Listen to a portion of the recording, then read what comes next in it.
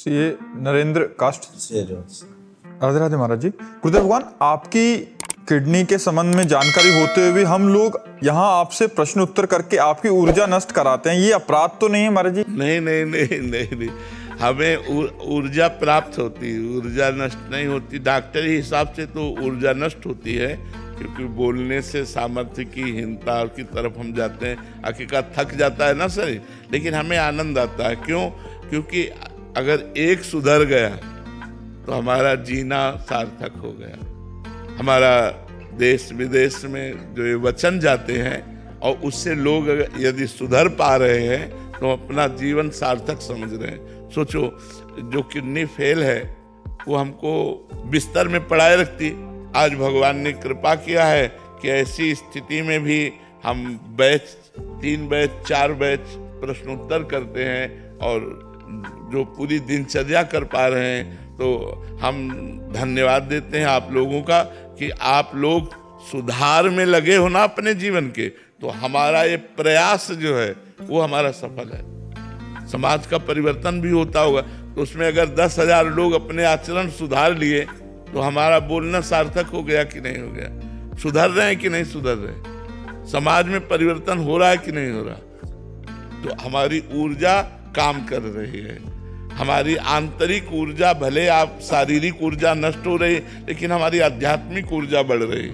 हमको ये सुख मिल रहा है कि आज हमारा जीवन मरा हुआ होने पर भी किसी के काम आ रहा है, नहीं तो किस काम का जीवन? मान लो पड़े पड़े दवाइयाँ खाएं और डायलिसिस हो और ऐसे मरा जीवन, तो कम से कम ये जीवन दूसरों के काम तो आ रहा है, दूसरों का मंगल तो हो रहा है। तो हमें अच्छा लगता है कि नौजवान सुधरेंगे ना तो हमारे भारत का भविष्य सुधर जाएगा। जो नौजवान व्यसन, व्यभिचार, गंदी आदतों में फंस रहे हैं, हिंसा, चोरी, व्यभिचार में जा रहे हैं, वही लौट करके यदि सत्संग सुनने लगे, वही लौट करके अध्यात्म में चलने लगे, तो हम अपना जीवन सार्थक मानते हैं कि हमारा शरीर धारण करना सार्थक हो गया। तो आप लोग हमें धन्य कर रहे हैं। आप लोग प्रश्न करके और अच्छे मार्ग में चलकर आप हमें धन्य कर रहे हैं कि हम अपने को धन्य मानते हैं कि हमारे को निमित्त बनाकर भगवान हमारी समाज का सुधार करवा रहे हैं। भुवनेश गौतम जी। राधे राधे महाराज जी। महाराज जी, हम जब भी किसी मंदिर, चाहे वो ठाकुर जी का हो, हनुमान जी का हो, देवी जी का हो, हम लोग सदैव कुछ ना कुछ मांगने की इच्छा या मनोकामना पूरी करने की प्रार्थना करते रहते हैं। ऐसे में महाराज जी सबसे मांगे या कैसे करें, या भगवान से मांगना? तो क्या मांगने मात्र से पूरी हो जाएगी क्या? बिना तपस्या के और बिना अनुष्ठान के किसी भी मंदिर में जाओ तो कामनाएं पूर्ण नहीं होंगी। आपको तपस्या करनी पड़ेगी, आपको अपनी कामनाओं की पूर्ति के लिए आराधना करनी पड़ेगी। जब तप होगा, आराधना होगा, तभी कामना पूर्ण होगी, और या फिर भगवान से अपनापन हो। 2 बात में एक हो।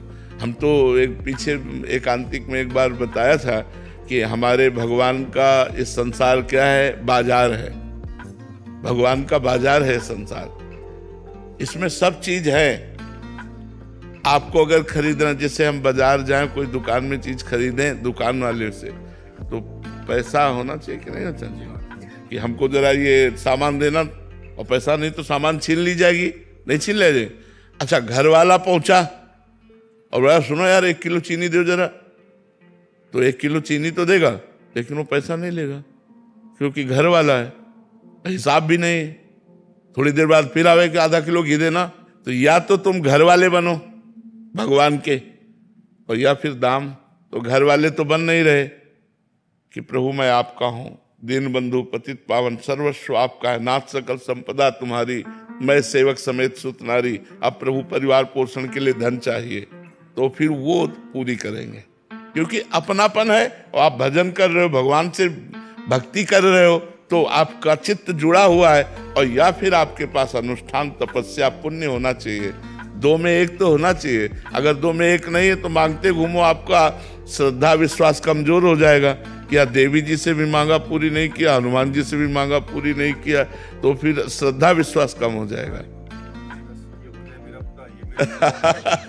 हाँ, लोगों की धारणा ऐसी रहती, पर ऐसे नहीं होता। या भगवान के निज जन बनो और या साधना करो, अनुष्ठान करो, तब उसकी पूर्ति होगी। अल्पना जी, नई दिल्ली से।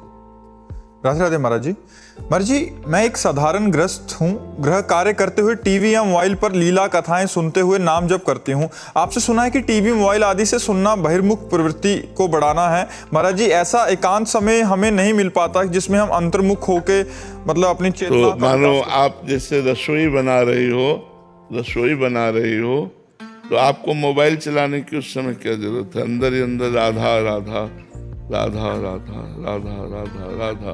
आप ऐसे कर, आप सोहनी लगा रही हो, पोछा लगा रही हो, राधा राधा राधा। बच्चे को नहला धुला रही हो, राधा राधा राधा। हाँ, कभी मन आया उससे भी सुन लिया, कभी मन आया उसको, लेकिन उसी से केवल सुन लिया और स्वयं जप नहीं किया तो ये ठीक नहीं है। आपको बहुत एकांत समय मिलता है, घर गृहस्थी में बहुत एकांत समय मिलता है, जो काम करने से भी रहित, उस समय कोई काम नहीं है। ऐसा ना कहिए कि आप 24 घंटा बिजी रहती हैं, कोई ऐसा नहीं जो बिजी रहता हो, सबको समय मिलता है। हम लोग उस समय को व्यर्थ नष्ट करते हैं। हम व्यर्थ समय नष्ट ना करें, नाम जप में लगा दें तो बहुत भजन हम कर सकते हैं। हम कार्य करते हुए भजन कर सकते हैं। हर रोटी में राधा राधा राधा राधा, देखो कितना आनंद आएगा अंदर से। राधा राधा राधा, पोछा लगा रहे हैं, बर्तन मार्जन कर रहे हैं, राधा राधा, पति को टिफिन लगा रहे हैं, राधा राधा। और इससे आपका परिवार सुखी रहेगा और आपका भजन भी बन जाएगा। जब राधा राधा करते हुए भोजन बनाओगे तो जो पाएगा उसके हृदय से भी निकलेगा राधा राधा, क्योंकि पवित्र बना है ना। अच्छा, मन हमारा जैसे टीवी चल रहा है तो सांसारिक चिंतन भी कर सकता है, और राधा नाम जब करते हुए अगर संसारिक चिंतन करेगा तो डिलीट करता जाएगा, वो उसको नष्ट करता जाएगा। तो समय मिले तो थोड़ा एकांत भी जप कर लो, और जब मन ज्यादा भागे तो टीवी चला के भी कार्य करते रहो, कोई बात नहीं। लेकिन वो खास बात नहीं, खास बात है आपके हृदय से निकल रहा है राधा राधा और आप काम कर रहे हो, ये बहुत जोर की बात है। जी, ऐसा गृह कार्यों में ऐसा कर सकते हैं जैसे, क्योंकि बहुत सारे गृहस्थी के कार्य होते हैं, तो ऐसे एकांतिक लगा दिया या सत्संग लगा दिया, साथ साथ नाम भी जप कर रहे हैं और साथ साथ भोजन भी बना रहे हैं। हाँ, सुन भी रहे हैं, अपने को जप करना ही है, बिना अपने जप किए बात नहीं बनेगी। अपने को जप करना है। मान लो कान तो पवित्र हो गए सुन के, लेकिन मन पवित्र कैसे होगा? जब तक आप सुमिरन नहीं करेंगे तब तक आपका मन पवित्र नहीं होगा। मन को पवित्र करने के लिए आपको सुमिरन करना पड़ेगा। आपको आप टाइम आप निकाल लो। हमें तो बाधा लगती है, जैसे कोई भी टीवी है सब, अगर हम अभ्यास कर लें तो बड़ा आनंद आएगा। हर कार्य करते हुए, फावड़ा चलाते हुए, जब युद्ध करते हुए नाम जप हो सकता है तो हर कार्य करते हुए नाम जप किया जा सकता है। अभ्यास के कारण, अभ्यास की कमी होने के कारण जब हम काम में लगते हैं तो भूल जाते हैं भगवान को। और अगर हम अभ्यास कर लें तो बीच बीच में भगवान का स्मरण करते हुए हम हर कार्य कर सकते हैं। अभिनव वर्मा जी, काशीपुर से। राधे राधे महाराज। राधे राधे महाराज जी। महाराज जी, साधन पक्ष करते समय अहंकार तथा विकारों को कैसे रोकें महाराज जी? विवेक के द्वारा, बुद्धि के द्वारा नहीं रोका जा सकता, विवेक के द्वारा। और विवेक सत्संग से प्राप्त होता है। बिन सत्संग विवेक न होए। सत्संग दो प्रकार से होता है, एक साधु महात्माओं से और एक होता है शास्त्र से। हम शास्त्रों का स्वाध्याय करें और संत महात्माओं का संग करें, उनकी वाणी का चिंतन करें, मनन करें, तो हमारी बुद्धि में विवेक जागृत हो जाए। जब विवेक जागृत होता है तो अज्ञान का नाश होता है। जब अज्ञान का नाश होता है, सत्य वस्तु का निर्णय होता है, तो फिर अहंकार अज्ञान में ही होता है। जितना अहंकार है ये सब अज्ञानी को होता है। ज्ञानी महापुरुष को या भगवान के भक्त को कभी अहंकार नहीं होता है। और अहंकार में ही सारे दोष विराजमान हैं। जो काम, क्रोध, लोभ, मोह, मद, मत्सर हैं, ये अंतःकरण के अहंकार में विराजमान। अंतःकरण चतुष्टय चार है, बुद्धि, मन, चित्त, अहंकार। तो जो अंतःकरण चतुष्टय में अहंकार है, उसी में काम, क्रोध, लोभ, मोह, मद, मत्सर विराजमान है। और ये आगमा पाइनो है, बराबर नहीं रहते हैं, ये आते जाते रहते हैं, स्फुरित होते रहते हैं। अनित्य, ये नाशवान है, आगमा पाइनो अनित्यास तास तितिक्षस्व भारत। इनको सहन करना चाहिए। इनका जब वेग हो तब नाम जप करते हुए सहन करे, यही विवेक है। कहीं क्रियाओं में ना उतर जाए। अगर क्रियाओं में उतर गया गलत तो फिर साधना ही नहीं रह जाएगी, फिर तो बुद्धि पतित हो जाएगी, स्मृति का लोप हो जाएगा। कामा संजायते क्रोधा, क्रोधा स्मृति विभ्रमा, स्मृति भ्रंशात बुद्धिनाशो, बुद्धिनाशात प्रणश्यति। और जब साधक गुरु चरणों का आश्रय लेकर साधना करता है तो उसको अहंकार आना ही नहीं चाहिए, क्योंकि गुरु कृपा से साधना हो रही है और अभी वो साधना आई नहीं जिससे अहंकार होना चाहिए, और जब वो साधना आ जाएगी तो अहंकार होगा नहीं। दोनों बातें समझो। वो स्थिति आई नहीं जिसका अहंकार होना चाहिए, और जब वो स्थिति आ जाएगी तो अहंकार रहेगा नहीं। तो ये अहंकार अज्ञान की दशा में होता है और व्यर्थ का अहंकार होता है। इसलिए इसको विवेक के द्वारा काटना चाहिए, इसको हटाना चाहिए। और जब अपने से ना हटे तो भगवान से प्रार्थना करनी चाहिए कि प्रभु हमारे इस अहंकार और काम आदि दोषों से रहित हमारे हृदय को कीजिए। भगवान सुन लेंगे तो कृपा करेंगे तो हमारा हृदय पवित्र हो जाएगा। अजीत सिंह जी काशी से। राधे राधे गुरुजी। गुरुजी, मैं अपने अंदर आत्मा का अनुभव करना चाहता हूँ, कैसे करूं? आप ही आत्मा हैं। अपने अंदर आत्मा का अनुभव मैं करना चाहता हूं तो आत्मा दूसरी हो गई, आप दूसरे हो गए। आप ही आत्मा हैं। अभी आप शरीर को लेकर बात कर रहे हैं कि मैं शरीरधारी अपनी आत्मा का अनुभव करना चाहता हूं, तो अज्ञान की दशा में तो ठीक ही है। अब साधना करनी पड़ेगी। बिना साधना के आत्म तत्व का अनुभव थोड़ी होता है।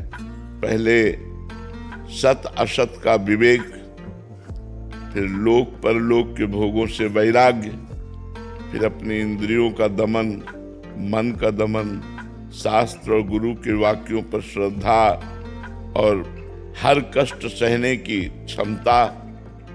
जब तक तितिक्षा नहीं होगी तब तक ज्ञान नहीं होता है। सहनशील तो शम दम उपरति, भोगों से वैराग्य, तितिक्षा घोर कष्ट को भी सहने की हिम्मत रखना, और समाधान चित्त का परमात्मा में स्थित करना। और मुमुक्षुता, अब मैं मुक्त होना चाहता हूँ, अब मैं जन्म मरण के चक्कर में नहीं फंसना चाहता, मैं आत्मबोध प्राप्त करना चाहता हूँ। तो ये साधन चतुष्टय की जागृति हो और बड़े ज्ञानी महापुरुष जो हैं, जो गुरुजन हैं, उनका संग हो और वेदांत शास्त्रों का स्वाध्याय हो। जैसे योग वाशिष्ठ है, उपनिषद है, इनका स्वाध्याय हो गुरुजनों के पास बैठकर, तब आत्म तत्व का बोध होता है। कठिन है। पहले तो इंद्रियों को विषयों से हटाना ही कठिन है। शरीर राग का नाश करना कठिन है। इसलिए सरल साधन पकड़ो, भगवान का नाम जप करो, पवित्र भोजन पाओ, गंदे आचरणों से बचो, सत्संग सुनो और शास्त्र स्वाध्याय करो। जब समय मिले तो चाहे 1-2 पेज ही पढ़ो, सदग्रंथों को पढ़ो और मनन करो, तो उससे बुद्धि शुद्ध होगी। तब आप आत्म स्वरूप का बोध प्राप्त कर पाएंगे, वो कृपा से। साधना तो निमित्त है, कृपा प्रधान है। अंबिका जी। श्री हरिवंश। श्री हरिवंश महाराज जी। महाराज जी, आपने ही कहा है कि हमारे संचित कर्म के गोदाम को नाम जप से नष्ट कर सकते हैं हम। जो प्रारब्ध बन चुका है उसे भोग लो, एवं जो आज पाप कर्म बन रहे हैं उसका प्रारब्ध बनने से पहले प्रायश्चित कर लो। तो प्रभु, प्रारब्ध कितने समय में बनता है? शरीर छूटने के बाद। जहां हमारा शरीर छूटा तो नए शरीर का प्रारब्ध तुरंत रचना करके उसको नई योनि में भेज दिया जाता है। जब तक ये शरीर है, मृत्यु नहीं आती, तब तक इसका प्रारब्ध है। और जहां मृत्यु आई तो दूसरे शरीर के प्रारब्ध की रचना करके उसको भेज दिया जाएगा। अब वो किस शरीर में भेजा जाता है, कर्मानुसार उसकी अंतामति कहाँ थी, उसी के अनुसार उसकी गति होगी। जीवन भर उसने कौन से कर्म किए, मनुष्य शरीर पा करके अंत में उसकी स्थिति कहाँ थी, उसके अनुसार उसको नई योनि, नया प्रारब्ध, नए भोग उसको उपस्थित करा दिए जाते हैं। जब तक मृत्यु नहीं होती तब तक इसी शरीर का प्रारब्ध काम करता है। गोपाल जी महाराष्ट्र से। राधा वल्लभ श्री हरि। श्री हरिवंश महाराज जी। गुरुदेव भगवान, आपके जैसी गुरु भक्ति कैसे धारण करें और गुरु के वचनों के प्रति जिद्दी कैसे बने कि जो गुरुदेव ने बोल दिया? एक होता है कि गुरु मानकर भक्ति करना, एक होता है हमारी माँ है, हम उनके बिना जी नहीं सकते। हमारी जो बात है कि वो हमारी माँ है, जैसे अपनी माँ से बच्चा अलग जी ही नहीं सकता, ऐसे हम अपने गुरुदेव के बिना अस्तित्व ही नहीं है। शरीर से भले दूरी, हृदय से तो उन्हीं का सारा साम्राज्य है। तो अपने गुरु को माता पिता की तरह प्यार करे। तुम्हें माता च पिता तुम्हें बंधुश्च सखा तुम्हें विद्या द्रविणं तुम्हें सर्वं मम देव। आप मेरे देव हैं, आप मेरे ही धन हैं, आप मेरे ही माता पिता हैं, आप मेरे सर्वस्व हैं।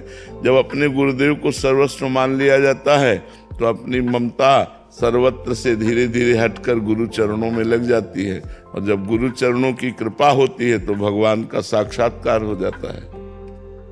अंजना जी राजस्थान से। राधे राधे महाराज जी। गुरुदेव भगवान, मन बुद्धि चित्त अहंकार से जीवात्मा जगत में लिप्त है। मन इन वासनिक इच्छाओं से ओतप्रोत बाहर भटकता रहता है। बुद्धि मन की इच्छाओं का निर्णय करने में सक्षम है और मन के अधीन होकर, अज्ञान के वशीभूत होकर वासनिक इच्छाओं को ग्रहण क्यों करती है महाराज जी? क्योंकि वो भी प्रकृति की है ना। अगर एक ही सामग्री से सब बने हुए हैं, ये मन बुद्धि चित्त अहंकार, ये सब, तभी तो अभी इनके प्रश्न में कहा था कि विवेक जागृत करो। ये अलग चीज है, ये प्राकृतिक नहीं है, ये भागवतिक है। विवेक जागृत हो गया तो बुद्धि पर शासन करके, और बुद्धि मन पर शासन करके, और मन इंद्रियों पर शासन करके सब सुधार हो जाएगा। पर विवेक जागृत हो जाए। विवेक जागृत होना थोड़ा कठिन होता है। एक बार विवेक जागृत हो जाए तो सब काम बन जाए। विवेक जागृत के लिए उपाय यही है कि खूब सत्संग करता रहे, खूब शास्त्रों का स्वाध्याय करे, और ये निश्चय कर ले कि मुझे भगवत प्राप्ति करनी है, तो विवेक जागृत हो जाए। नहीं तो बुद्धि इतनी मन के अधीन हो चुकी है कि जो मन कहता है उसी में दस्तखत कर देती है, उसी में राजी हो जाती है। और मन इतना इंद्रियों के अधीन हो गया कि जो इंद्रियां कहती हैं वही मन राजी हो जाता है। और इंद्रियां इतने विषयों के अधीन हो चुकी हैं कि जिस विषय को देखती हैं भोगने की इच्छा कर लेती हैं। इसी से हमारा पूरा का पूरा जीवन इंद्रिय विलासिता में व्यतीत हो जाता है और परमात्मा तत्व का अनुभव नहीं होता। भजन बिना प्रेम नहीं होगा, प्रेम बिना विरह नहीं आएगी, विरह बिना मिलन नहीं कर पाते। हाँ, गुरुदास जी ने भी लिखा है, बिना महापुरुषों के संग के भजन नहीं होता, संग के बिना भजन नहीं होता, और बिना भजन नहीं प्रेम, बिना भजन के प्रेम नहीं होता, और प्रेम के बिना भगवान नहीं मिलते हैं। विरह की स्थिति नहीं बन रही है तो हाँ, धीरे धीरे अभ्यास करो, धीरे धीरे अभ्यास करो, धैर्य पूर्वक। ये भजन का मार्ग धैर्य पूर्वक है, इसमें उकताना नहीं चाहिए, इसमें जल्दीबाजी नहीं करनी चाहिए। धीरे धीरे आराम से मन को प्रभु में बार बार लगाते रहो। जब ये प्रभु में, अरे बड़ा आनंद का मार्ग है, बड़ा सुख का मार्ग है। आनंद तो इसी में है। खूब तपस्या करे, खूब व्रत नियम संयम, इंद्रियों पर विजय प्राप्त करे। भगवदानंद, ये विषय आनंद तो सुअर कुत्ता भी भोग रहे हैं यार। जिसे तुम बहुत सुख मान रहे हो, जैसे तुम्हें रबड़ी और रसगुल्ला खाने में मजा आता है ना, उसको बिस्ठा खाने में मजा आता है। तुम्हें गद्दा में जैसे सोने में अच्छा लगता है ना, उसको कीचड़ में सोने में अच्छा लगता है। अंतर क्या रहा है यार? हम अपनी इंद्रियों पर विजय प्राप्त करके, परमात्मा की आराधना करके हम भगवदानंद प्राप्त कर सकते हैं, वो भगवदानंद नहीं प्राप्त कर सकते। अगर मनुष्य शरीर प्राप्त करके निद्रा भय आहार मैथुन इतने में ही समय व्यतीत कर दिया तो तिनते खर सूकर स्वान भले, जड़ता बस जे न काहे कछुए, जर जाओ सुजानकी नाथ बिना जो जिए जग में तुम्हारो बिन होए। उनसे सुअर कुत्ता गधा अच्छे जो मनुष्य शरीर प्राप्त करके भगवदानंद नहीं प्राप्त किया, चिदानंद नहीं प्राप्त किया, उनसे पशु पक्षी अच्छे। क्यों? क्योंकि वो अपने कर्मों का भोग रहे हैं, और आप मनुष्य शरीर में ऐसे नए कर्म पाप कर्म कर रहे हैं जिससे दुर्गति को प्राप्त होंगे। योगेश जी जालंधर से। राधे राधे महाराज जी। महाराज जी, विश्वास और समर्पण कैसे आए? विश्वास समर्पण पहले 8 भक्ति करो, तब 9वीं है आत्मसमर्पण। श्रवण, खूब भगवान की चर्चा सुनो। कीर्तन, भगवान के नाम का कीर्तन करो, भगवान की गुण कथा लीला गाओ, रोज भागवत नियम पूर्वक पढ़ो, रोज रामचरितमानस का पाठ करो, रोज भगवान के पावन चरित्रों को श्रवण करो। श्रवणम, कीर्तनम और स्मरणम। थोड़ी देर एकांत में बैठकर भगवान के नाम का ध्यान करते हुए जप कर रहे, भगवान की जैसी भी बन रही रूप माधुरी का ध्यान कर रहे। हमारे भगवान ऐसे हैं। स्मरणम, श्रवणम, कीर्तनम, स्मरणम और विष्णु पाद सेवनम। भगवान के चरणों की सेवा, घर में ठाकुर जी विराजमान कर ले, ठाकुर जी की स्नान कराना आदि सब सेवाएं सीख ले। अर्चनम, विविध प्रकार के पदार्थों से भगवान का अर्चन करना, फिर भगवान का साष्टांग दंडवत करना। नियम ले ले कि 11 साष्टांग दंडवत करेंगे, 21 साष्टांग दंडवत। बड़ी महिमा है साष्टांग दंडवत की। एक बार भगवान को प्रणाम करने से साष्टांग 10 अश्वमेध यज्ञ के अवभृत स्नान का फल प्राप्त होता है। ये भीष्म पितामह जी ने बताया। एकोपि कृष्णः कृता प्रणामो दशाश्वमेधावृतेन तुल्यः दशाश्वमेधि पुनरेपि जन्मो कृष्ण प्रणामी न पुनर्भवाय। दशाश्वमेधि और भगवान को साष्टांग प्रणाम करने वाले में भेद है कि दशाश्वमेधि स्वर्गलोक को जाकर पुण्य भोगेगा फिर जन्म लेगा, लेकिन कृष्ण प्रणामी न पुनर्भवाय। जो भगवान को प्रणाम करता है उसका पुनर्जन्म नहीं होता। विष्णु पाद सेवनम, अर्चनम, वंदनम, भगवान की वंदना करे, साष्टांग दंडवत करे। और दास्यम, हर समय गर्व रखे कि मैं भगवान का दास हूँ। सख्यम, मेरे दोस्त भी भगवान है, मेरे मित्र भी भगवान है। तो ये जब हमारी नवधा भक्ति होती है तब नवी भक्ति आती है आत्मसमर्पणम। भगवान में समर्पण हो जाता है। और जब भगवान में समर्पण होता है तो हमको कदम कदम पर ही विश्वास दिलाया जाता है कि देखो मैं हूँ। भगवान ऐसा अनुभव कराते, देखो मैं तुम्हें देख रहा हूँ, देखो मैं तुम्हें संभाल रहा हूँ, देखो मैं तुम्हें बचा रहा हूँ, देखो मैं तुम्हारी कामनाओं की पूर्ति कर रहा हूँ। एक एक क्षण में, मतलब अब जैसे अपने लोगों का पूरा जीवन है तो इसी बात का विश्वास, इसी बात का अनुभव कि मेरे प्रभु प्रतिपल हमें दुलार करते हैं, प्रतिपल दुलार करते रहे हैं और वही हमें संभाले हैं, वही हमें संभालते रहेंगे। तो हमारे को जब अनुभव होने लगता है कि देखो भगवान ने बचा लिया, देखो भगवान ने संभाल लिया, तो हमारा विश्वास दृढ़ होता चला जाता है। और जब पूर्ण विश्वास हो गया तो भगवान मिल गए। जहां पूर्ण आत्मसमर्पण और पूर्ण विश्वास हो गया वही भगवत अनुभूति होने लगती है कि भगवान है। हृदय में अनुभव होता है, बाहर दृष्टि डालो तो सबके रूपों में भगवान है, ऐसा अनुभव होने लगता है। पर ये जब बहुत काल तक हम साधना करें, तब बहुत काल तक नाम जप करें, बहुत अच्छे पवित्र भोजन पावें, पवित्र विचार रखें, पवित्र आचरण करें। अब आजकल तो आहार विहार में कोई ध्यान ही नहीं दे रहा है, कौन बना रहा है, कैसे बना रहा है, बस पेट भर लो। क्या बन रहा है कोई मतलब नहीं है, वो बनाने वाला होटल के अंदर कौन है कोई मतलब नहीं है, वो कैसे बना रहा है कोई मतलब नहीं, बस पेट भर लो। ऐसा नहीं, फिर बुद्धि साधना में नहीं लगेगी। हमारा पवित्र भोजन होना चाहिए। जितना पवित्र आहार होगा, वैसे भी कहा जाता है जैसा खाओ अन्न वैसा बने मन, जैसे पियो पानी वैसी बने वाणी। तो हमें अन्न बहुत संभाल करके पाना चाहिए। अन्न का प्रभाव बुद्धि को तत्काल भ्रष्ट कर देता है। एक बार भीष्म पितामह जी द्रौपदी जी को उपदेश कर रहे थे, युधिष्ठिर आदि को, तो द्रौपदी जी हंसने लगी।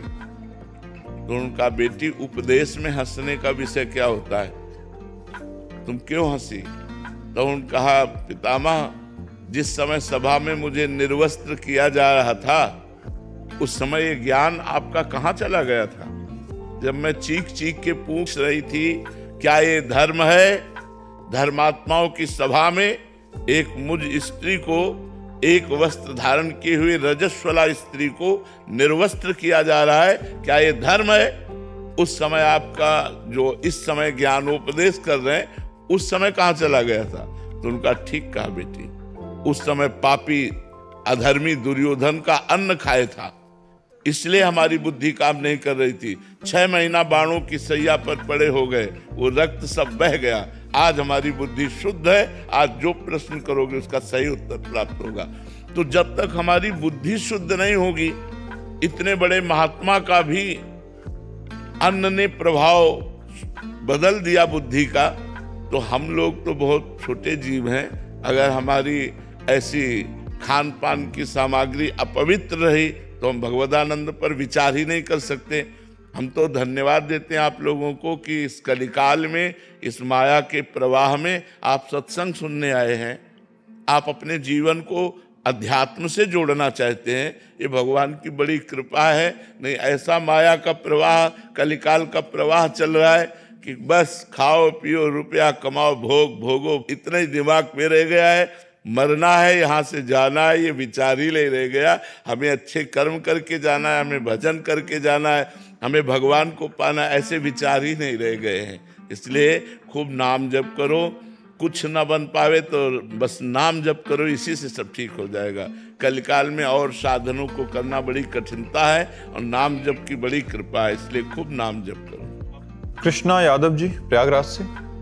महाराज जी, यदि कोई व्यक्ति हमारे प्रति ईर्ष्या या द्वेष भावना रख रहा है तो उससे हमारा जीवन में क्या प्रभाव पड़ता है और उससे हमारे कोई फर्क नहीं पड़ता, कोई फर्क नहीं पड़ता। हमको कोई बुरा कहता है या भला कहता है, हमारे ऊपर कोई फर्क नहीं पड़ता। हम किसी को बुरा भला ना कहें, नहीं तो फर्क पड़ जाएगा। हमारे अंदर किसी के प्रति द्वेष ना हो। यदि हमसे कोई द्वेष करता है तो हमारा कुछ नहीं बिगाड़ सकता है। वो अपना ही स्वभाव बिगाड़ रहा है, अपने कर्म बिगाड़ रहा है। हमको चाहिए कि हम द्वेष करने वाले से भी द्वेष ना करें। हम दूसरे का जो हमारा अहित कर रहा है उसका भी हम हित सोचें तो हमारा मंगल हो जाएगा, हमारे पक्ष में भगवान हो जाएंगे। और जिस पक्ष में भगवान होते हैं वहाँ विजय ही विजय होती है, आनंद ही आनंद होता है। इसलिए दूसरों से तो द्वेष करना नहीं, और जो हमसे द्वेष करते हैं उनसे बुरा नहीं मानना। जो हमसे नफरत करें, द्वेष करें, जो हमसे घृणा करें, जो हमारा अपमान करें, हम उनके साथ भी व्यवहार अच्छा करें तो हमारे पक्ष में भगवान हो जाएंगे। भगवान जिसके पक्ष में हो गए वो सदैव विजयी होता है, वो सदैव दुख विपत्ति से बच जाता है। इसलिए खूब नाम जप करो। कोई तुमसे द्वेष करे तुम्हारा कुछ नहीं बिगाड़ सकता। डॉक्टर नवीन जी। राधे राधे महाराज जी। महाराज जी, आप कह रहे हैं कि पिछले 9 सालों से ये सेवाएं दे रहे हैं डॉक्टरी की। अभी क्या होता है कि कोई बहुत ज़्यादा जिसको स्वास्थ्य लाभ हो जाए तो इनको फिर कोई या गाड़ी गिफ्ट कर देता है या मोबाइल दे दिया या ऐसे, तो ऐसे में उपहार लेना महाराज जी हमारे लिए कितना वो है, स्वीकार करना चाहिए? कभी कभी गृहस्थी में ले सकते हो, कोई घूस थोड़ी ले रहे हो। मान लो कोई घूस थोड़ी ले रहे हो। अब उसकी प्रसन्नता हो गई, आपने सेवा की और वो स्वास्थ्य प्रारब्ध से ठीक हो गया, आपकी सेवा बनी, और आपको वो अगर गाड़ी दे रहा है या कुछ दे रहा है तो गृहस्थ में हो, आप ले सकते हो। आप अगर आपके पास अर्थ और बढ़ रहा है तो आपके पास कभी ऐसे बीमार जब आवे जिनके पास धन नहीं है तो आप अपनी तरफ से लगा के कर दीजिए। समझ रहे ना? आपको कोई गिफ्ट दे रहा है, ले लिया।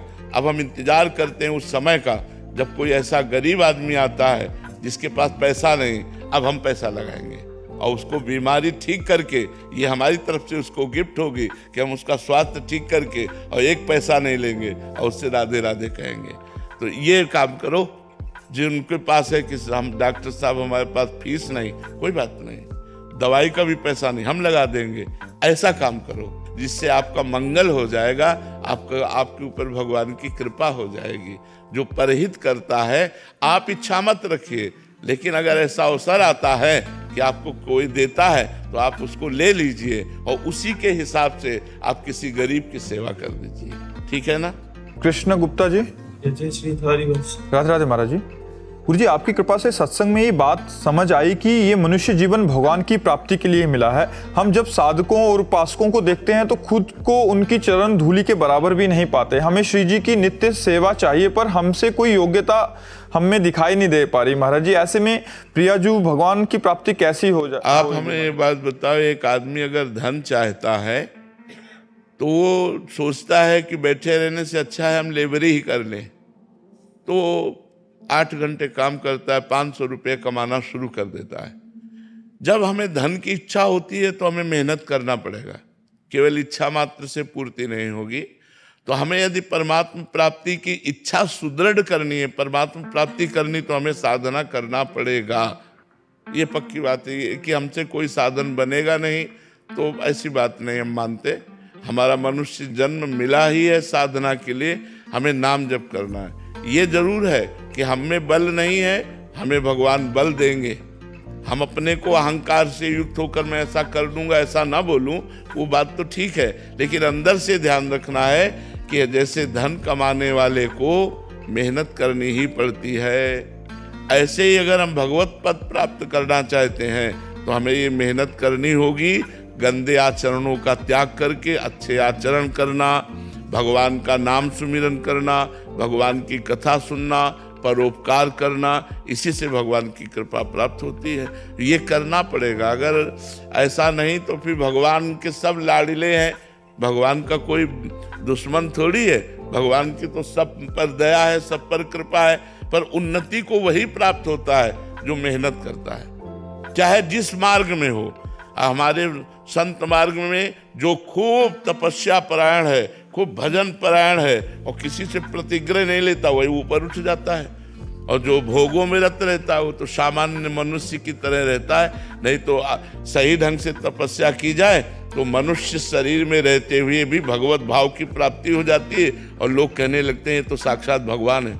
नहीं कहने लगते संतों को कि अरे वो तो साक्षात भगवान है। क्यों? क्योंकि भगवान का चिंतन करके इतना तन्मय हो गए कि भगवान उनके हृदय में प्रकाशित हो गए। मेहनत की, जो जितनी कड़ी तपस्या करता है, जितना कठोर व्रत नियम संयम जब तप, वो उतना ही आगे बढ़ता है। अब ऐसे पड़े रहो कि तो फिर भगवान के पूरा चराचर जगत है, करना पड़ेगा। ये हम पक्की बात कहते हैं, करना पड़ेगा, भजन करना पड़ेगा, भजन के बिना बात नहीं बने। और जो लोग कहते हैं कि हमसे भजन होता नहीं, तो भजन होता सिद्धों से है, साधकों को भजन करना पड़ता है। अब हम जब शुरुआत की थी तो अपने गुरुजी की 2 वर्ष बाद गुरुजी अंतर ध्यान हो गए थे, तो समाधि बनी थी। तो शाम तक तो सबके नजरों में रहते और इसके बाद एकांत समाधि के पास बैठ जाते रात्रि में, और बस शाम सदाशिव शाम सदाशिव शाम सदाशिव शाम सदाशिव शाम 4-6 घंटे ऐसे ही जैसे हम कह रहे, 4 भन्न मच जाता दिमाग में एकदम, शाम सदाशिव शाम सदाशिव शाम सदाशिव शाम सदाशिव, ऐसे रटते रटते रटते रटते रटते। अब वो धीरे धीरे उपांश होने लगा, उपांश से मानसिक में पहुंच गए। अब वही मंत्र लगा लो, चाहे नाम जप कर लो, वही मानसिक जब चलने लगा तो आनंद की अनुभूति होने लगी। अब कहते भजन होता नहीं, तो ऐसे थोड़ी भजन होने लगेगा कि तुम बैठो आनंद से भजन हो रहा है। ये तो सिद्धों का होता है, साधक को तो भजन करना पड़ता है। आदित्य प्रकाश जी, प्रयागराज। राधे राधे महाराज जी। महाराज जी, क्या भक्ति एवं आराधना के लिए मंत्र आवश्यक है? हाँ, बिल्कुल आवश्यक है। बिना मंत्र के कैसे बनेगा? और जब तक मंत्र ना मिले तब तक क्या करें? नाम जप करना चाहिए। और मंत्र क्या किसी से किताब से पढ़ के कर सकते हैं, गुरु से ही? नहीं, किताब से पढ़ के कोई सिद्ध हो जाता है क्या? किताबी ज्ञान से कोई सिद्ध हो जाता है क्या? आज तक कोई सिद्ध हुआ हो किताबी ज्ञान से तो हमें बताना। बिना गुरु की कृपा के चाहे शिव बिरंच सम होई, गुरु बिनु भवनिधि तरह न कोई। गोस्वामी जी ने ऐसे थोड़ी लिख दिया है। बिना गुरु के प्राप्त हुए मंत्र से मायामल का नाशी नहीं होता, ज्ञान का नाशी नहीं होता। गुरु कृपा पात्र को ही माया छोड़ देती है, अपने आप छोड़ देती है। वो अपने आप माया मुक्त हो जाता है जिसके ऊपर गुरु की कृपा रहती है, जो गुरु का गुरु मंत्र लेकर के निरंतर। आप सोचो, हम आप मनुष्य हैं, जब भगवान श्री कृष्ण जी संदीपनी जी को गुरु मान करके उनसे शिक्षा दीक्षा ले रहे हैं, भगवान राम जी, गुरु वशिष्ठ जी, महामुनि विश्वामित्र जी, इनके चरणों की सेवा करके शिक्षा दीक्षा ले रहे हैं, तो हमको भगवान ने अवतार लेकर के शिक्षा दी है।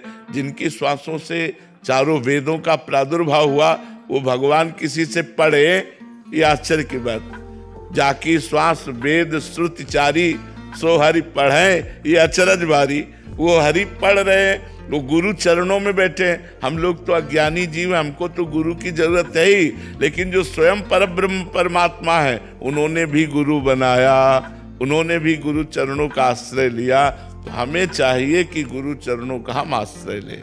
हम बिना गुरु चरणों के आश्रय के बात बनेगी नहीं। सुरुचि जी जालंधर से।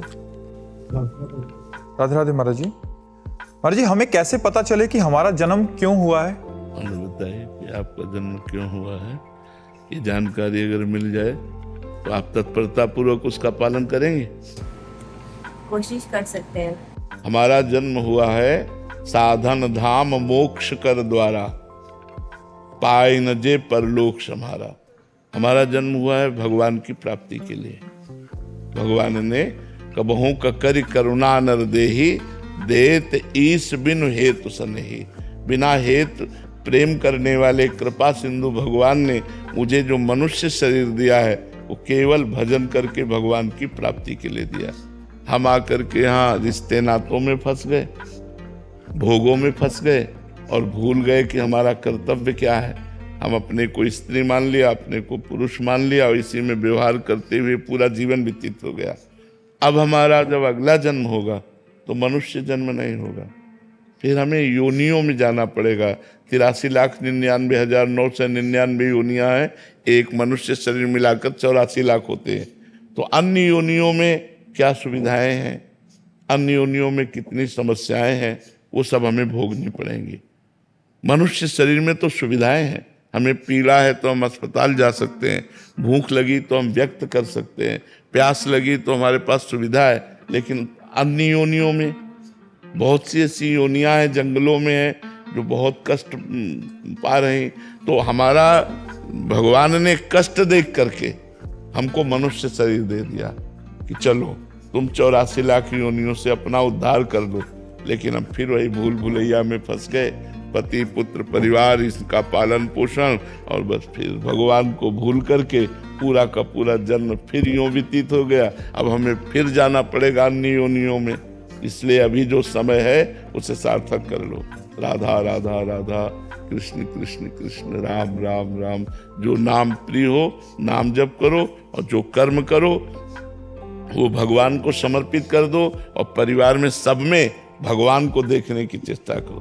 पुत्र रूप में भगवान ही है, क्योंकि उसके अंदर भगवान है। अब वो अंतर ध्यान हो जाए तो पुत्र से आप भी प्यार नहीं करेंगे, उसके शरीर को नष्ट करवा देंगे। पति का शरीर, पुत्र का शरीर, अपना शरीर, ये तभी तक प्यारा है जब तक इसमें भगवान है। तो अपने परिवार में भगवान देखें, अपने मोहल्ले में भगवान देखें, अपने गांव में भगवान देखें, अपने समाज में भगवान देखें। अपनी भावना बढ़ाते चले जाएं और सारे जगत में जिस दिन भगवान को देख लिया उसी दिन मुक्त हो जाएंगे। सिय राम में सब जग जानी, करो प्रणाम जो जित पानी। तो आप समझ पा रहे ना आपका जन्म क्यों हुआ है? भगवान की प्राप्ति के लिए हुआ है। प्रोफेसर संजय माथुर जी जर्मनी से।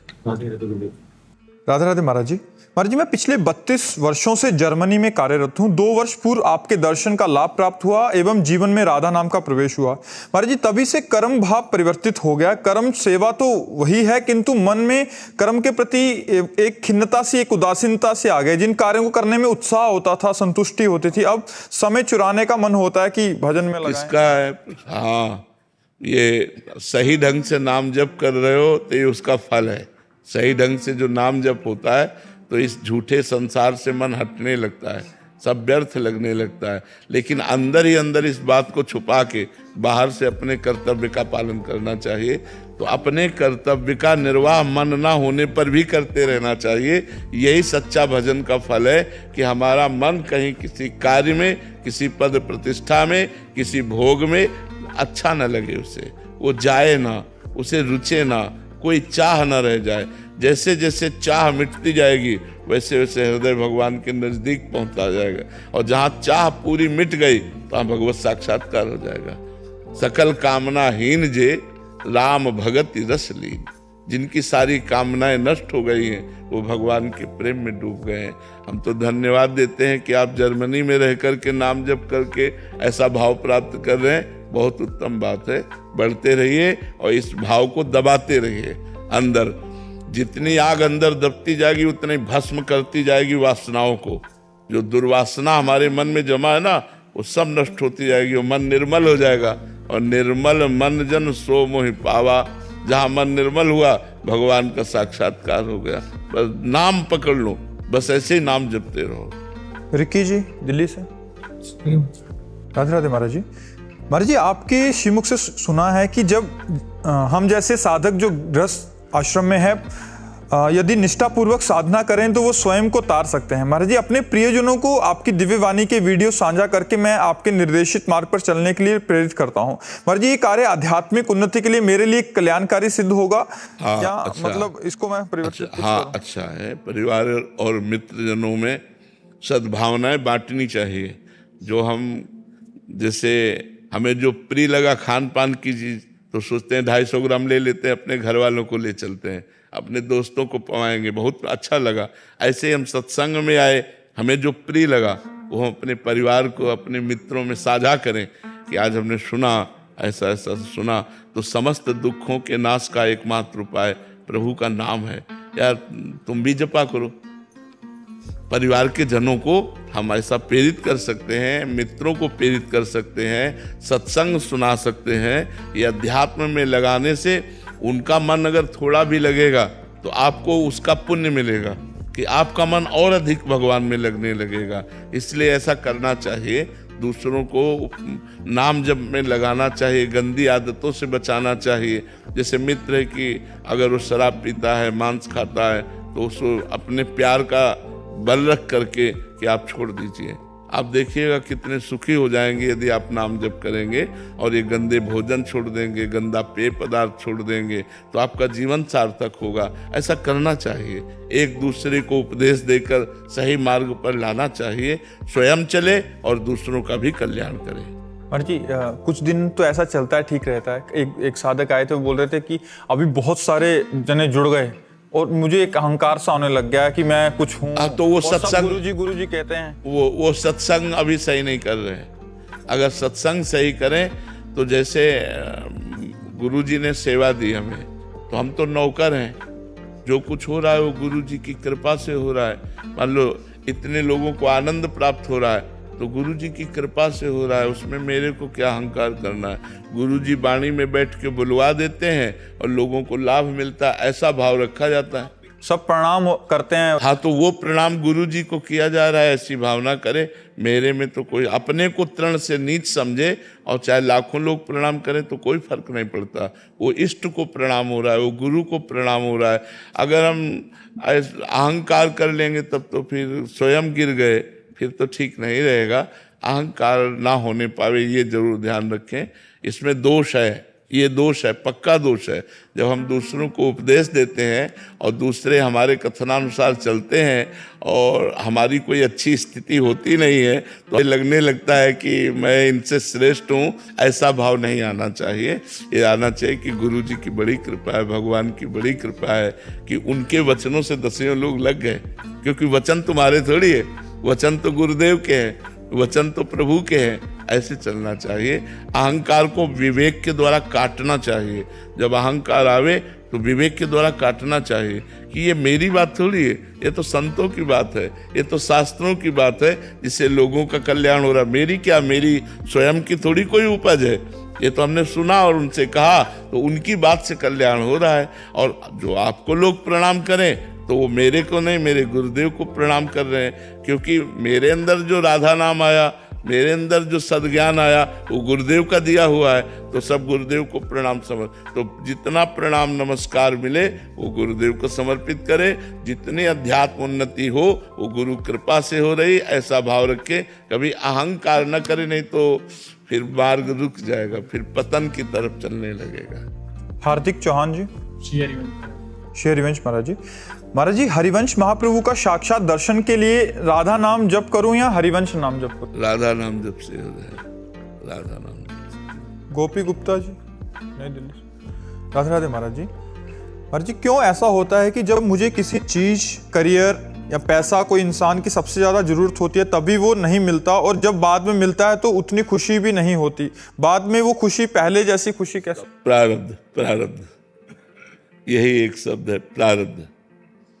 प्रारब्ध का है कि 10 वर्ष बाद आपको धन की प्राप्ति होगी। तो अब 10 वर्ष आप चाहे जितना प्रयास कर लें, 10 वर्ष आपको सफलता नहीं मिलेगी, चाहे जितना प्रयास कर लें। हाँ, भागवतिक प्रयास कर लें तो सफलता मिल जाएगी। भागवतिक प्रयास जैसे भगवान का नाम जप है और भागवतिक अनुष्ठान है, गजेंद्र मोक्ष का पाठ है, बहुत से ऐसे भागवतिक अनुष्ठान हैं जिनके अनुष्ठान करने से हमारी विपत्ति दूर हो सकती है, हमारी समस्या का समाधान हो सकता है। लेकिन यदि हम सहज में ऐसे चल रहे हैं तो फिर 10 वर्ष के बाद यदि है तो 10 वर्ष के बाद ही मिलेगा, पहले नहीं मिलेगा। ये सब पहले से निश्चित है, पहले से प्रारब्ध निश्चित है। पुरुषार्थ के लिए तुम्हें, अब जैसे इस समय आप हैं, अब आप नाम जप कर सकते हैं, ये आपको प्रारब्ध से क्या लेना देना। तो नाम जप हम खूब डट के कर रहे तो सब वस्तुएं, सब आप जो कह रहे हैं कि जब मुझे मांग होती है तब मिलता नहीं है, जब मिलता है तब मांग नहीं होती। और हम कहते हैं जब मांग की जरूरत है आप मांगो या ना मांगो, अपने आप वो दे देगा यदि उससे कनेक्शन बना लो तो। संबंध जोड़ो प्रभु से, प्रभु को अपना मान लो। हमने मांगा थोड़ी है, ये व्यवस्था मांगा थोड़ी कि भगवान हमको ऐसी व्यवस्था दे दो। अपने आप वो सब कर रहे हैं, उनको पता है कि अपने जन को किस समय क्या जरूरत है। मुझे लगता है भगवान की शरण में आया जाए और भगवान का नाम जप किया जाए तो प्रारब्ध हमको परास्त नहीं कर पाएगा। मतलब भगवान का भरोसा, हम तुम्हें पक्की बात कहते, भगवान का भरोसा और भगवान का आश्रय ये सब ठीक कर देगा। अगर भगवान से विमुख हो तो फिर प्रारब्ध तो फिर देख लो मिट्टिया मेट कर ही रहा है। सारे संसार को सुख दुख के चक्र में फंसाकर समय को नष्ट कर रहा है। मृत्यु नजदीक आ जाती है, दुर्लभ मानव शरीर छूट जाता है, फिर अन्य योनियों में हम भटकते रहते हैं। हमें न भजन करने का अधिकार मिलता है, न क्रियमाण कर्म करने का अधिकार मिलता है, केवल भोग भोगते रहते हैं। जी। प्रेमिला जी नोएडा से, श्री हरिवंश महाराज जी, गुरुदेव भगवान, मेरे अंदर की कमियां मुझे आईने की तरह साफ साफ दिखाई देती हैं। जब क्रिया हो जाती है तब अंदर बहुत ग्लानि जलन होती है। प्रभु, मैं चाहकर भी इन कमियों को दूर नहीं कर पा रही। गुरुदेव भगवान, ऐसे में कैसे? हाँ, भगवान से प्रार्थना कीजिए। कुछ कमियां ऐसी होती हैं, हम ये गलत कहते हैं कि हम चाह कर भी नहीं छोड़ पाते। हमारी सुख बुद्धि होती है उन कमियों में। जो भी कमी होती है जिसे हम छोड़ना चाहते हैं और हम भूल से कह रहे हैं कि हमारी चाह है ये छूट जाए, पर छूटती नहीं है, ये भूल से कह रहे हैं, सही नहीं कह रहे। अगर सही कहें तो हमारी उससे सुख बुद्धि नष्ट हो जाए। जो पदार्थ है, जो वस्तु है, जो व्यक्ति है, जहां हमसे गलती हो रही है उसमें हमारी सुख बुद्धि होती है। तो यद्यपि एक मन से हम चाहते हैं कि हमसे कभी ना हो, लेकिन सुख बुद्धि होने के कारण हमसे वो गलती हो जाती है।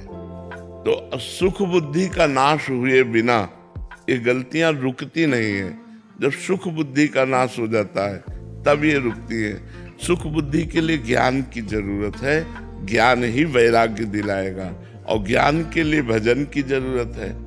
सत्संग सुनो और खूब भजन करो डट कर। बिना भजन के अध्यात्म का कुछ नहीं जान पाओगे। जो भजन करते हैं वही अध्यात्म को समझ पाएंगे, बिना भजन के अध्यात्म को नहीं समझ पाओगे। तो जो हमारे अंदर गलतियां हैं वो सुख बुद्धि के कारण, जैसे किसी नशे में सुख बुद्धि, किसी शरीर में सुख बुद्धि, किसी पदार्थ में सुख बुद्धि, यही हमारी गलतियां होती हैं। तो उधर हम चाहते हैं कि यार गलत है, नहीं करना चाहिए, पर मन में है कि सुख मिलेगा। जहां ये बात बैठ गई कि सुख मिलेगा तो ना चाहते हुए भी हमको बरबस करना पड़ेगा, क्योंकि सुख बुद्धि वहां हमारी है। तो जब ज्ञान हो जाए तो सुख बुद्धि नष्ट हो जाए। देखो, जब ज्ञान हो जाता है तो घृणा हो जाती है अंदर से, वैराग्य ना। जैसे उल्टी है ना, बमन, बमन कोई खाना चाहेगा क्या? उल्टी जिसे कहते हैं। ऐसे ही कोई गंदे भोगों को नहीं भोगने की इच्छा होती जब भगवान के द्वारा ज्ञान प्राप्त हो जाता है। रमा विलास राम अनुरागी तजत बमन जिम जन बड़भागी। वो बड़भागी जन समस्त संसार के भोग विलास को वमन की भांति त्याग देते हैं। हम कहते हैं भोगों को धर्म युक्त भोगो, धर्म से कमाए हुए धन से विषयों का सेवन करो, अपने पति से अनुराग करो, वही तुम्हें परमार्थ पथ पे खड़ा कर देगा। अब पर पुरुष से या पर स्त्री से और बेईमानी का धन और मनमानी आचरण, तब तो नरक जाना पड़ेगा, फिर दुर्गति होगी। पति वंचक परिपति रति करई, रौ रौ नरक कोटि सत परई। वो सैकड़ों वर्षों तक, कल्पों तक वो रौ रौ नरक को भोगती है। जो स्त्री अपने पति को छल करके, पति से छलावा करके पर पुरुष, ऐसे ही जो पुरुष अपनी पत्नी से छल करके दूसरी स्त्री के साथ, ऐसी दुर्गति उसकी होती है। जो शास्त्रों में कानून लिखा है उसका दंड आपको मिलेगा, अभी मानो या ना मानो। तो ऐसे ही हमें चाहिए कि मन को डराना भी चाहिए कि अगर हमसे पाप हो गया तो हमें नरक जाना पड़ेगा, अगर हमसे कानून के खिलाफ कोई कार्य बन गया तो हमें जेल जाना पड़ेगा, हमारा जीवन बर्बाद हो जाएगा। नहीं नहीं नहीं, मन को डरा करके, समझा कर, बुझा करके कहाँ कितनी बार भोगोगे? भोग कर देख लो, वही नया चाव कि इससे नहीं इससे भोगो, ऐसे नहीं ऐसे भोगो, ये कब तक चलेगा? नहीं नहीं नहीं, मुझे एक वो सुख चाहिए जो अविनाशी है, जिसका कभी नाश नहीं होता। वो सुख चाहिए जो बढ़ने वाला है, जिसमें दुख नहीं है। इसलिए विचार पूर्वक भजन करते हुए ज्ञान के द्वारा असत भोगों का त्याग करके भगवान की तरफ बढ़ो, इसी में शांति मिलेगी। गंदे भोगों में कभी शांति सुख नहीं मिलता है। योगानंद शर्मा जी, चित्रकूट। राधे राधे महाराज जी। महाराज जी, कंचन कामनी के प्रति जो महत्व बुद्धि बनी रहती है, साधक उसका नाश कैसे करे महाराज जी? यही महत्व बुद्धि जब प्रभु में होती है, भगवान में होती है, परमात्मा में होती है, तो ये नष्ट हो जाती है। जब तक परमात्मा में महत्व बुद्धि नहीं होती, तब तक भोगों में महत्व बुद्धि बनी रहती है। कंचन का खास महत्व नहीं है, कंचन से भोग मिलते हैं। कंचन मतलब अर्थ होता है, अर्थ से भोग मिलते हैं, इसलिए महत्व है। भोग प्रधान बात है, प्रधान बात भोग है। भोग इंद्रियों से भोगा जाता है, और इंद्रियां और मन ये भोगों में इतना रत है कि भगवान की तरफ चलना ही नहीं चाहते हैं। मना कष्टान इंद्रियाणि प्रकृति स्थान कर सती।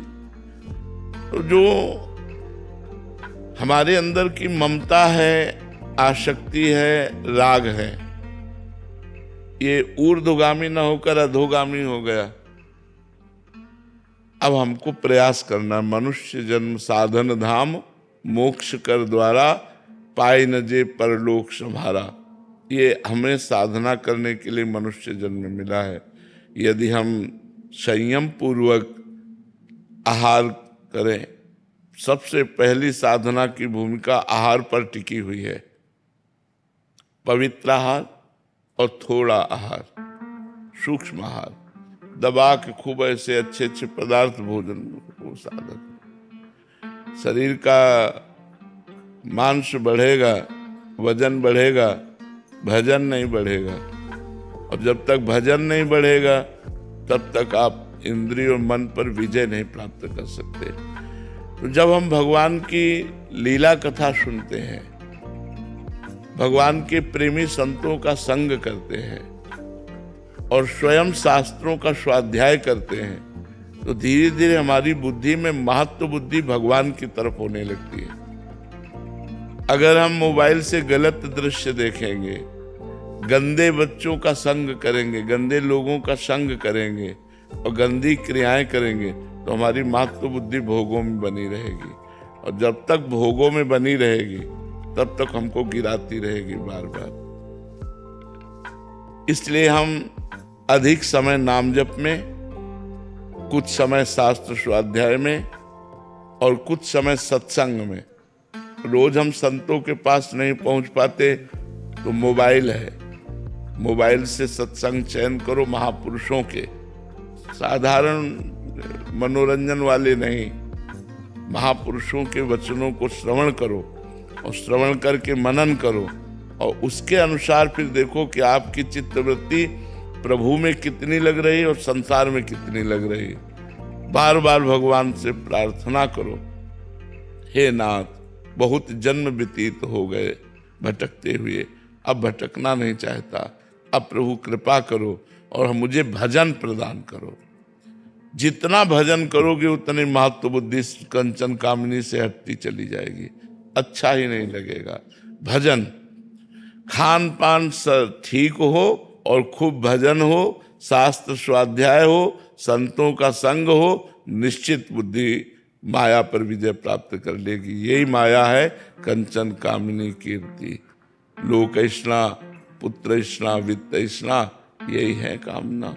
इन्हीं कामनाओं की पूर्ति करने में साधक विचलित रहता है और एकांत में बहुत पवित्र समय व्यतीत होना चाहिए।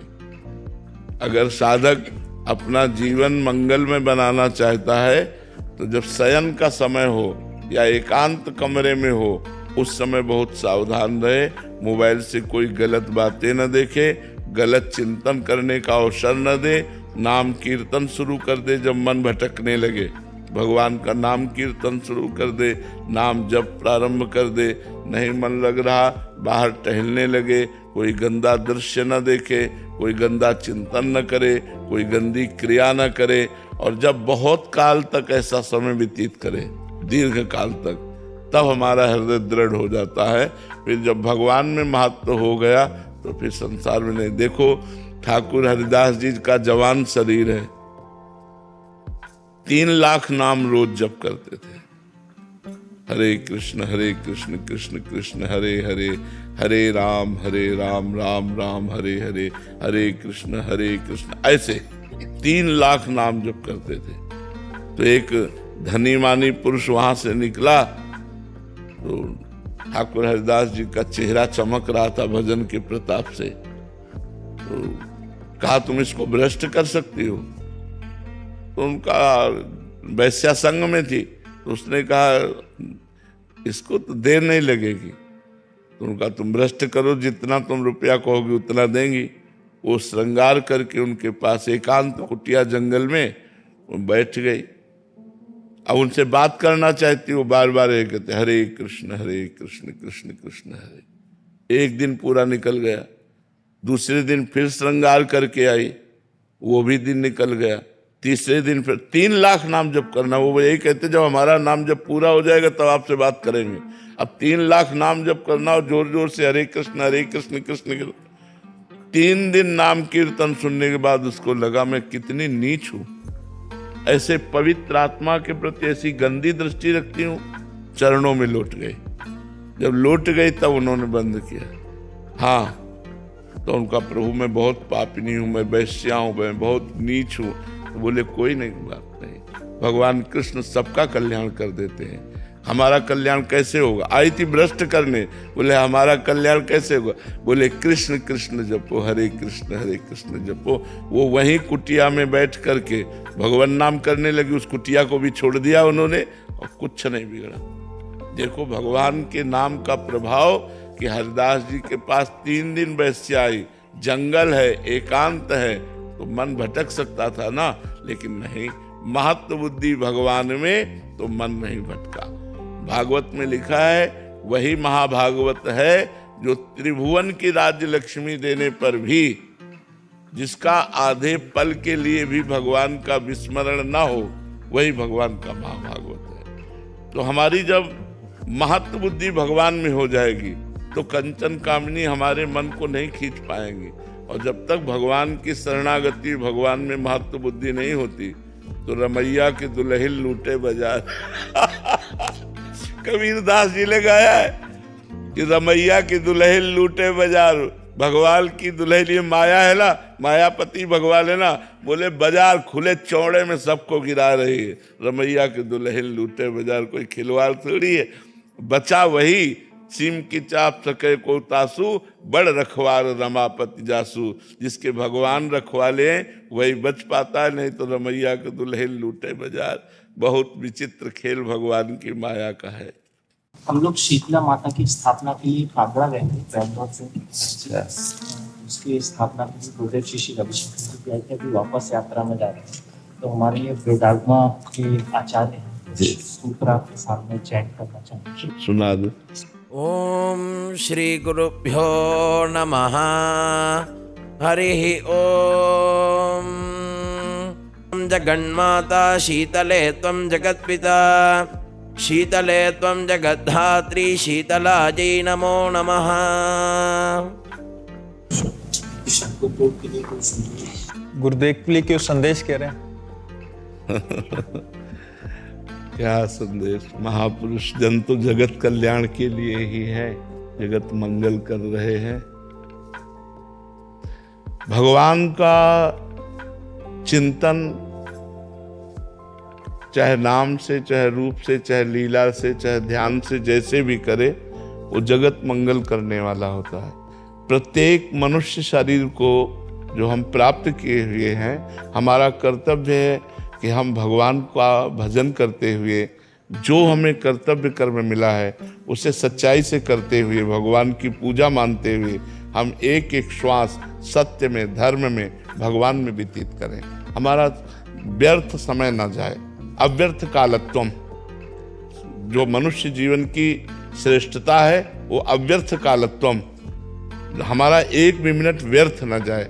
अगर हम शास्त्र स्वाध्याय सत्संग के द्वारा अपनी बुद्धि को पवित्र करके परमात्मा में स्थित कर पाए तो मनुष्य जीवन का लक्ष्य पूर्ण हुआ। अगर नहीं कर पाए तो अधूरा रह गया।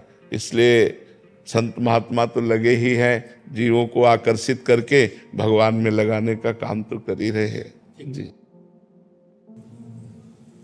ये अब एक छोटी सी गायक संगीत का पुरस्कार, वो हम उसमें हमारा नॉमिनेशन हुआ, पहला राउंड हम पार किए। आपसे आशीर्वाद लेना है कि हम भारत के लिए ये ले आए, महाकुंभ के लिए बनाया है। इसमें गुरुदेव श्री रविशंकर जी ने भी गाया है एक राम भजन, तो हम सोच रहे थे आपके लिए एक छोटा सा भेंट करें। यत सर्वाणि भूतानि प्रतिभान्ति स्थितानि च, यत्रैवोपशमं यान्ति तस्मै सत्यात्मने नमः।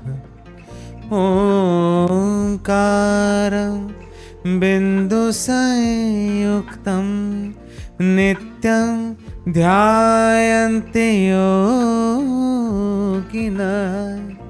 कामदं मोक्षदं चैव ओंकाराय नमो नमः। राम राम राम राम राम नाम तारकं, राम कृष्ण वासुदेव भक्ति मुक्तिदायकं। राम राम राम राम राम नाम तारकं, राम कृष्ण वासुदेव भक्ति मुक्तिदायकं। जानकी मनोहरं, जानकी मनोहरं सर्वलोकनायकं। जानकी मनोहरं सर्वलोकनायकं, शङ्करादिसेव्यमान पुण्यनाम कीर्तनं, पुण्यनाम कीर्तनं, पुण्यनाम कीर्तनं।